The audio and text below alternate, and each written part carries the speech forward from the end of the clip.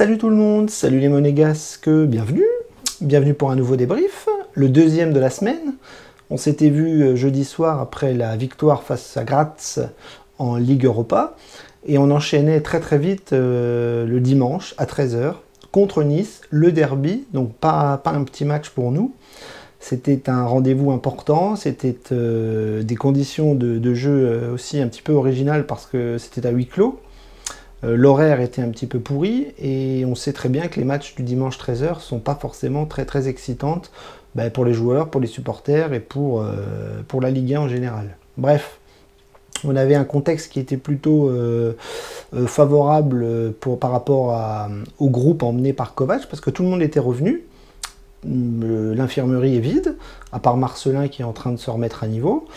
Et puis il avait fait quelques choix de coach hors blessure avec Fabregas, Jacobs et d'autres, Matsima, qui n'étaient pas là. Mais sinon le groupe était au complet, on avait le retour de Sidibé et le retour de je sais plus qui. Enfin bref, tout le monde était là et il y avait de quoi faire un très beau 11 pour ce derby. Donc on attendait un petit peu midi pour avoir la compo et on a vu une petite surprise. Kovač a mis 5 défenseurs, on va dire. Il a fait rentrer Sidibé, mais il a laissé Maripane, Disasi et Badiachil. Donc en fait, on a vu qu'on avait quand même 5 défenseurs dans un dispositif un petit peu identique aux autres fois, mais on avait un défenseur de plus. Donc Nubel dans les buts, Disasi, Badiachil, Maripane. Sur les côtés, Caio Henrique et Sidibé. Fofana, Tchouaméni, ça bouge pas. Et devant, on avait Golovin, Gelson Martins et Ben Yedder. Donc Voland était sur le banc. Donc la compo était très défensive, mais on savait qu'on allait quand même jouer dans un schéma identique aux autres matchs, avec Kovač qui ne change pas beaucoup ses systèmes, à l'inverse de ses joueurs. Donc voilà, donc le match a commencé, conditions délicates, huis clos, 13 h, en plein soleil, et on a très vite vu que l'intensité n'allait pas être la même qu'un dimanche soir ou un samedi soir avec un match plein de supporters. Ça a été un match assez mou, j'ai trouvé. Ça s'est un petit peu affolé en deuxième mi-temps, mais globalement, j'ai pas trouvé qu'il y avait une intensité de folie. Et je peux même dire que je me suis un petit peu ennuyé en première mi-temps. Puis en seconde, on va voir que là, c'est là que tout s'est joué avec des actions de match complètement folles. Donc on a fait match nul, on a fait 2-2. C'est un résultat qui n'est pas terrible d'un point de vue comptable parce qu'on est toujours au fin fond de la Ligue 1. Après, prendre un point dans le derby à l'extérieur, on pourrait considérer ça comme intéressant. Mais vu le contenu, moi je ne suis pas du tout satisfait parce que je trouve que les lacunes persistent. Et que, encore une fois, on a vu n'importe quoi sur des phases de jeu, avec des erreurs monumentales qui persistent, qui continuent, et qui ne sont toujours pas gommées par Kovač et par l'enchaînement des matchs. Donc la première mi-temps, ça a été un petit peu soporifique pour ma part, mais on a vu que petit à petit, les deux équipes se jaugeaient pendant pas mal de minutes. Il y avait très peu d'occasions, c'était pas foufou dans l'engagement. Et puis petit à petit, Monaco a pris l'ascendant. Ça a été beaucoup plus intéressant dans le jeu de la part de Monaco. Et Nice a commencé à reculer, à baisser un peu le pied. Et Monaco a logiquement trouvé la marque en deuxième mi-temps sur une très belle occasion collective avec Ben Yedder, Gelson Martins et Golovin qui va la mettre au fond.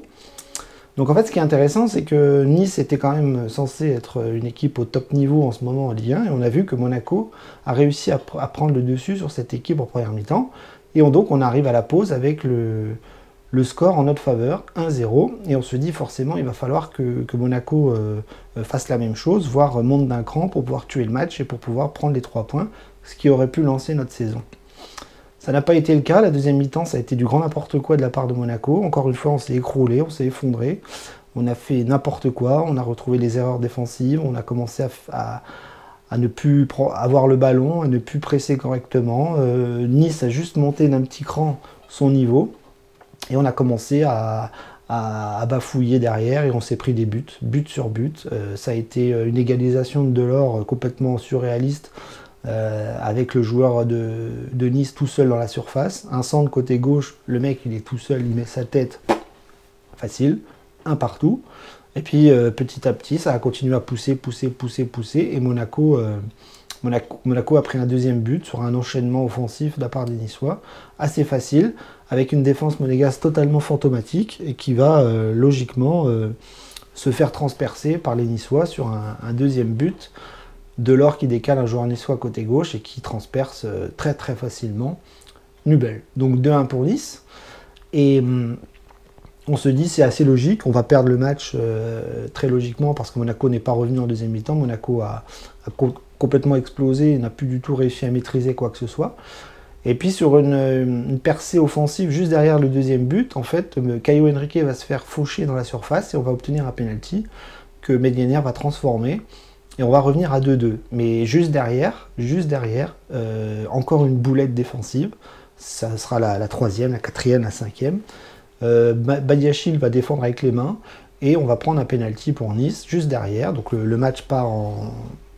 Enfin, ça devient n'importe quoi. Le match part dans tous les sens. Et donc penalty pour Nice. Et là, Guiri le rate. Bon. C'est bien, on a de la chance. Mais on ne réussit pas une saison avec de la chance. On fait une belle saison quand on maîtrise les choses. Là, on ne maîtrise plus rien. Et on a la chance que le Niçois rate son penalty. Et derrière, les changements vont être effectués. Et Boidou va avoir un face-à-face. Et encore une fois, il va le rater. Donc, deux partout au final. On voit que c'est un match qui est parti un petit peu dans tous les sens en deuxième mi-temps où plus aucune équipe ne maîtrisait quoi que ce soit. Mais nous, on n'a pas du tout maîtrisé défensivement. On a eu la chance d'avoir un penalty et on a eu la chance d'avoir un penalty raté de l'autre côté. Et on prend un point un petit peu miraculeux quand même si c'est mérité dans les occasions que je viens de vous décrire. Mais on n'a toujours pas un Monaco qui décolle et un Monaco qui se rassure. Je suis désolé, autant la première mi-temps, je pouvais être assez satisfait de la prestation collective. En deuxième mi-temps, j'ai retrouvé le Monaco qui ne comprend pas qu'un match est 90 minutes. Donc je suis content et déçu à la fois. Mais si je regarde le classement et que je regarde le nombre de points qu'on a, ben forcément, je ne suis pas rassuré. Et j'ai quand même peur pour la saison à venir. Voilà, le résumé du match. Globalement, c'est très peu de maîtrise, beaucoup d'erreurs et beaucoup de chance. Alors, on va analyser un petit peu les performances individuelles parce que c'est intéressant de voir ce qui a été fait cet après-midi. On va commencer par Nubel qui continue pour moi d'être transpercé, continue de prendre but sur but. Il n'est pas vraiment décisif. Il a fait un arrêt en deuxième mi-temps sur un corner encore surréaliste où sur les corners, personne ne tient des joueurs, personne ne s'impose dans les airs, lui non plus. Il sort pas. Mais il a fait un arrêt réflexe, bon, mais globalement, il prend but sur but, c'est une passoire, je suis désolé. Je dis pas qu'il peut faire quelque chose sur les deux occasions niçoises, mais sur le penalty, il est à l'envers. Non, toujours rien de rassurant de la part de Nubel, qui continue de prendre des buts et qui, moi, ne me rassure pas. Défensivement, ça a été n'importe quoi en deuxième mi-temps. On a vu les trois défenseurs centraux, Dissassi, Badiachil et Maripane se faire transpercer par des offensives niçoises qui sont rentrées facilement dans notre surface. En première mi-temps, ça maîtrisait un petit peu plus le bloc défensif monégasque qui était un peu plus serré, un peu plus costaud. On avait un petit peu plus le jeu sur la majorité du temps de la première mi-temps, mais en deuxième mi-temps, dès que ça accélérait les Niçois, ben, ça laissait des espaces, ça se trouait. Fofana perdait des ballons ou fait des passes à l'adversaire, des incompréhensions entre les joueurs, des placements complètement aléatoires, notamment sur le but de Delors qui voit un Badiachil à 10 km de son joueur. Je comprends pas. Je comprends pas Kovac, comment il n'arrive pas à travailler l'aspect défensif. Nous, on a gueulé pendant tout le mercato pour avoir un défenseur d'expérience, et on se retrouve avec les mêmes qui sont complètement à l'ouest quand ça pousse un petit peu du côté adverse. Donc une défense pour moi globalement pas très très bonne. On prend 2 buts, on peut en prendre 3, et on ne rassure pas. On ne rassure pas du tout, que ce soit dans les buts ou derrière, sur ce match-ci en tout cas. Sur les côtés, Caio Henrique a beaucoup eu d'activité, il est beaucoup monté, il a fait un gros match, il a beaucoup apporté sur son côté gauche. Il a même apporté une égalisation dans la faute qu'il subit pour le pénalty transformé par Ben Yedder. Donc un match plutôt correct de la part de Ben Yedder. Sidibé de l'autre côté, lui, il a changé un petit peu de poste parce que d'habitude il est plus central et plus derrière. Là, on l'a mis sur le côté, donc il a dû faire un petit peu d'aller-retour comme ça sur le côté, mais c'est un match de reprise pour lui. Et il n'a pas fait un match flamboyant non plus, contrairement à Caio Henrique qui lui, pour le coup, a pesé un petit peu plus. Au milieu de terrain, Tchouaméni, Fofana, c'était plutôt pas mal en première mi-temps, notamment Fofana, j'ai trouvé très bon en première mi-temps, il récupérait beaucoup de ballons, il orientait très bien. Avec Tchouaméni, ils ont quand même réussi à serrer de façon intéressante le milieu de terrain, puis en deuxième mi-temps, je sais pas, ça a commencé à s'ouvrir entre les milieux de terrain et la défense, et du coup, ils étaient moins précis, moins costauds, moins percutants, avec, à l'image de Fofana, qui lui a perdu des ballons et qui n'a pas réussi à s'imposer sur certaines remontées de balles. Donc ça, j'ai trouvé vraiment un milieu à deux visages dans ce match. Devant, Gelson Martins, Golovin, ça a été pas mal en première mi-temps, notamment sur le but où ça a pas mal combiné. Et le but est à l'image de ce que les deux joueurs ont pu faire en première mi-temps. Beaucoup d'activité, beaucoup d'animation, du dribble, de la percussion. Et en deuxième mi-temps, on n'a pas vu ça du tout. Et puis Kovac a tout changé en changeant les joueurs. Mais c'était intéressant en première mi-temps. Golovin très propre, des contrôles, des passes, des orientations, des dédoublements dans la surface adverse. C'était très intéressant. Mais ça n'a pas duré, ça n'a duré que 45 minutes. Et en deuxième mi-temps, on a vu d'autres joueurs et une prestation en deuxième mi-temps qui était complètement à l'envers de la première. Ben Yedder, lui, en grande difficulté en première mi-temps, où il a eu du mal à avoir des ballons. Sur le plan aérien, il n'en touche aucun. On sait que Monaco est meilleur balle au sol qu'en l'air. Et pourtant, il y a eu des ballons, des centres, on l'a cherché beaucoup, mais on l'a très peu trouvé. En deuxième mi-temps, il est resté un petit peu sous le terrain, ce qui lui a permis de transformer le penalty. C'est une bonne chose qu'il marque, mais l'année dernière, rappelez-vous qu'il avait marqué beaucoup de penalty. Et dans le jeu, on ne le trouve pas, on ne le trouve plus. Et ça, c'est très inquiétant. Les remplaçants, eux, pour le coup, ils n'ont pas apporté grand-chose parce que ça a été du grand n'importe quoi quand ils sont rentrés. Ça s'est découpé dans tous les sens. Nous, défensivement, on a pris l'eau. Et offensivement, on a raté le peu d'occasions qu'on a eu, notamment Boadou, qui a un face-à-face et qui le rate.